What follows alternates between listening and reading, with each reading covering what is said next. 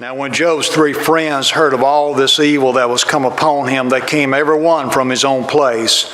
Eliphaz the Temanite, and Bildad the Shuhite, and Zophar the Naamathite, for they had made an appointment to come to mourn with him and to comfort him.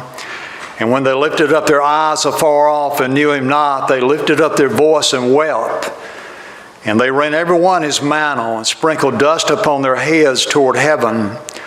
So they sat down with him upon the ground 7 days and 7 nights, and none spake a word unto him, for they saw that his grief was very great. Father, I pray that you will guide the words that come from my lips this morning.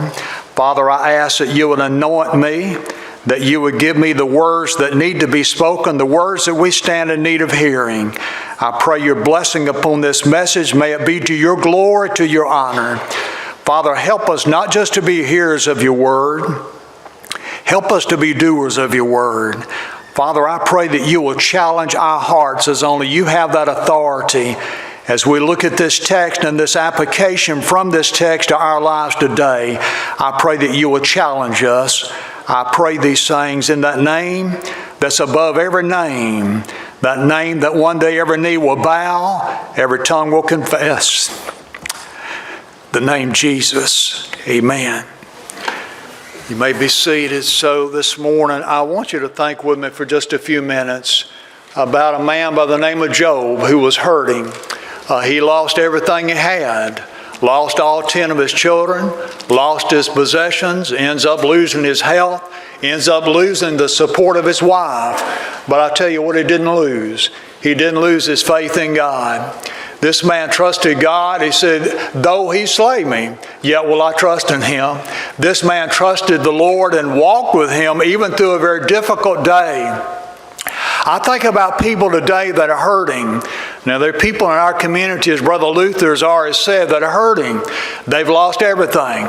They've lost their homes. I think about Butch. I think about Ruby and Benny and others that have lost everything they got. All their possessions just ruined, just spread out and strode everywhere. What a mess that is.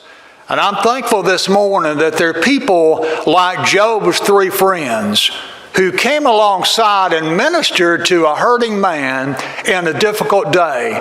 Now, this text ought to challenge us that we too ought to minister to those that are hurting in the time of difficulty.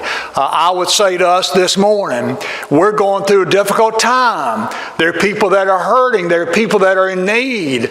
What greater way to express and to show the love of Jesus than for God's people to come alongside hurting people, put their arm around them, be there with them, and minister to them in that difficulty. It shows the love of Jesus. People don't care how much you know until they know how much you care.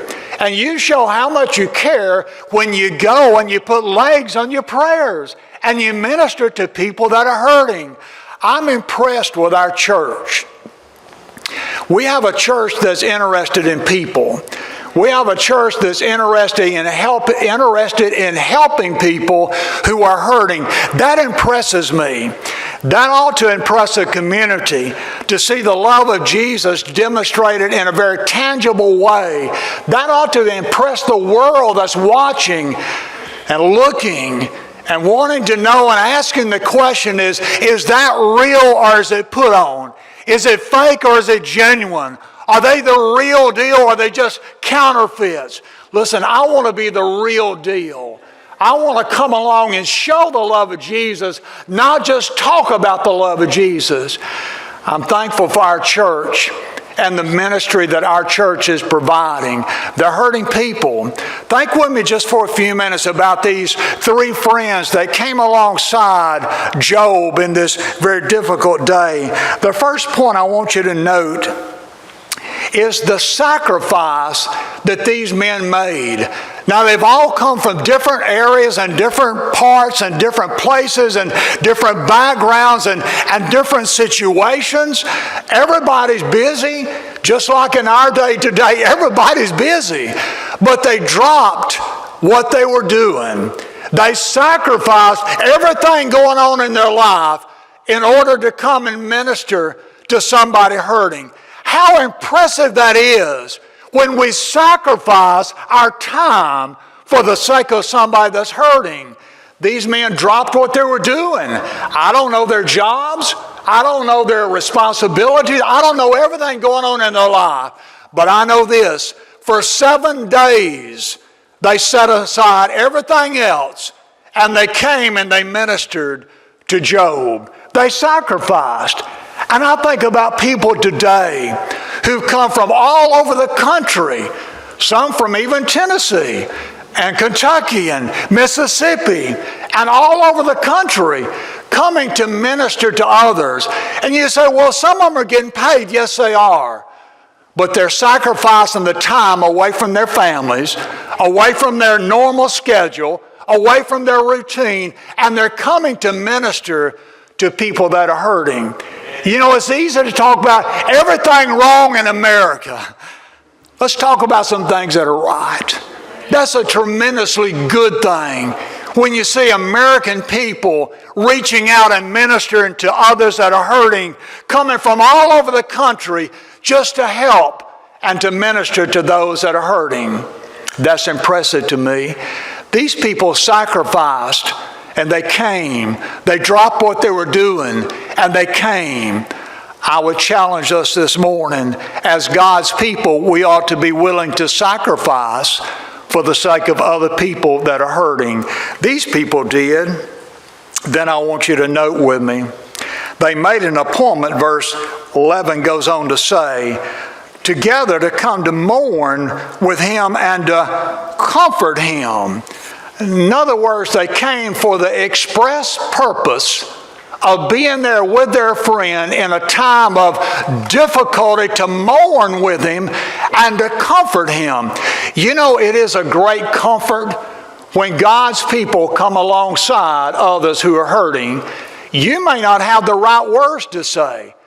These men didn't say a single word, not a mumbling word, for 7 days and 7 nights. They sat there in silence. Sometimes a single word is going to be too much. They sat there in silence, but their silence ministered to Job.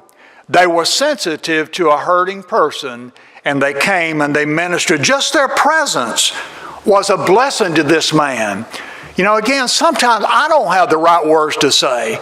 I mean, what do you say to somebody who just lost their home? Everything they've got is strewn all over, I used to say in Tennessee, half of Georgia.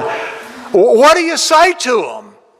I don't have the right words, but I'm telling you, just by me going there and you going there and them seeing you present with them in a time of need, it ministers to them. It says that you care and that you're concerned about them. And I'm telling you this morning, as God's people, we ought to be concerned. We ought to have a genuine concern and a genuine care for those that are hurting. Well, these folks sacrificed everything going on, and they came to serve. Now, it cost them something. They certainly didn't get paid back. I mean, what did Job have to pay with? He lost all of his possessions.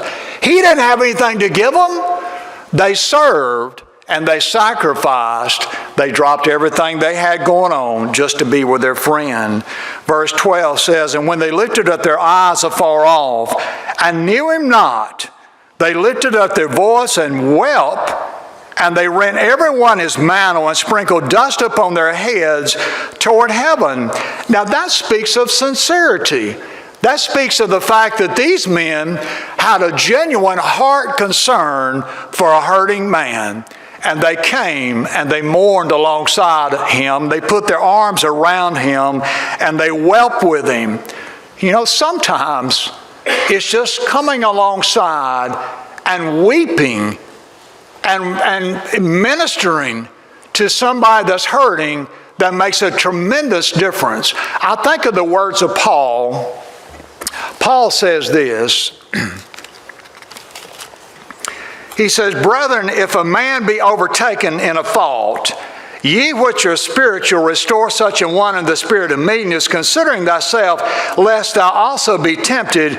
Bear ye one another's burdens, and so fulfill the law of Christ. come alongside and bear other people's burdens with them, help them in times of difficulty. These men were sincere. They sacrificed, they served, they were sincere, and then I want you to know there was such a sensitivity. They sat down with him upon the ground 7 days and 7 nights, and none spake a word unto him, for they saw his grief was very great. I wonder today, do we see the hurt that is in people? Do we see the grief that people are going through? I pray that we're sensitive to the hurt that people are experiencing. Now, I can't exactly put myself in Butch's place. I can't exactly feel the grief, but there ought to be a sensitivity about it in my spirit that I hurt with him. There ought to be such a sensitivity in our spirit that we minister and we want to help those that are hurting and suffering through a difficult day. Well, this impresses me. These 3 men, they came to their friend Job in a very difficult time and they ministered to him. That ought to challenge us as a church, that we would be willing and that we would have a heart toward hurting people and that we would reach out and minister to them. I sense very strongly that these are the words I need to share with you this morning. I know this is a different service altogether. I can assure you I've got a message ready to preach, but this is not the one I need to preach this morning. It's this message about Job and these 3 friends, how they ministered to him in a very difficult time. Now, I want to challenge us this morning.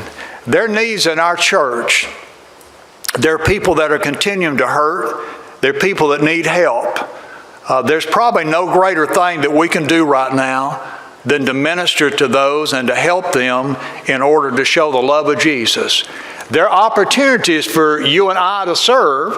This coming week, there'll be opportunities for you and I to serve and to minister to others. Let me challenge us. Look for those opportunities. And as God lays those opportunities upon your heart, let me challenge us to be sensitive to say yes and to be willing to go and to help and to minister to those that are hurting. Maybe you want to come and pray this morning. Ronnie, come and lead us in a hymn of invitation. And I know we've already prayed. I know there's been a time of prayer already. But let me invite us this morning. There are specific needs. Butch and Carol, Benny and Ruby, Aaron, others in the church, very specific needs. I would challenge us as a church. Come and pray. Ask God to put somebody on your heart that you can go to this week. As these 3 men went to Job, I challenge us this morning, ask God to put somebody on your heart that you can go to this very week and minister to them. If it's nothing other than just going and being with them and spending some time with them, put your arm around them and telling you that you love them, I'm telling you that'll go a long ways.